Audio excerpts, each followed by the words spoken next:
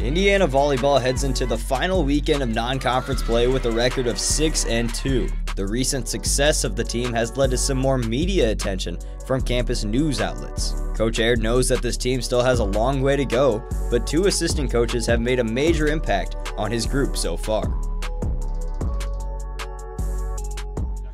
Assistant coaches Dan Gwitt and Krista Van Zant are in their first year at Indiana under Steve Aird. Gwitt and Aird have known each other since their time at Penn State, but the 2013 National Player of the Year Van Zant is taking full advantage of her first coaching gig with the Hoosiers. Being able to take some of these young kids under my wing is kind of cool because I've done it and I've played at a really high level and I know what it takes to get to a Final Four and play professionally, and being able to share these little tidbits of information with them is really cool, and being able to impact lives is something that I was really passionate about when I wanted to get into coaching. You know, the Big Ten, that was on my short list of places. If I was going to go somewhere, I'm going into the best conference in America.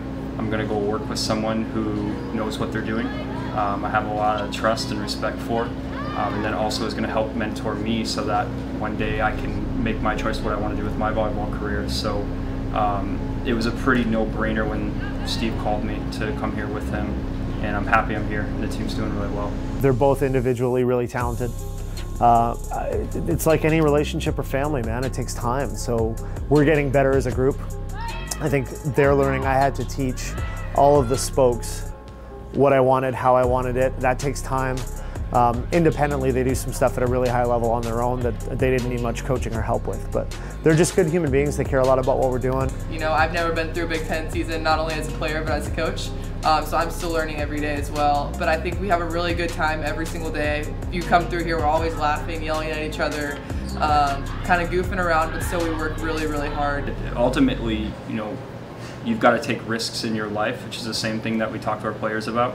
And if there's something you're really passionate about, you have to go after it. And I was passionate about being a big-time coach someday. So this was a great opportunity. I trusted Steve with my life moving here.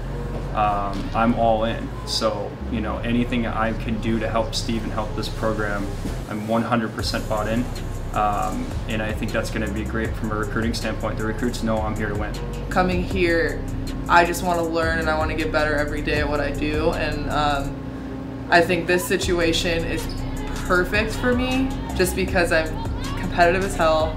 I like to win, but I wanted to be a part of building something, and I like to be a part of things that are bigger than myself. And we'll be a lot better here in time. I think it just takes time, man. Continuity staff matters. I just think the more we're together and the more we work, we'll get to a higher level and get there quickly. Well, we have no depth. That's the truth. I mean, we have very, very limited subs.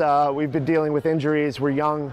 The flip side of it is that everyone matters. And to your point, like the point you're making is everyone has to be able to play and compete.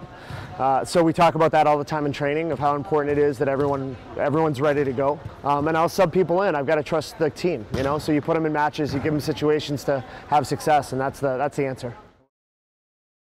Although Coach Aird said his team lacked depth at the moment, they didn't show any signs of weakness in Cincinnati for their final non-conference matchups. A clean sweep over Xavier kick-started the weekend for Indiana Friday afternoon. A 5-set battle versus Cincinnati ultimately landed in the Hoosiers' favor later that night, and they took care of Eastern Kentucky in 3 sets on Saturday to walk away with an undefeated weekend and a 9-2 non-conference record. I think the hard part was we had a lot of injury and some things we couldn't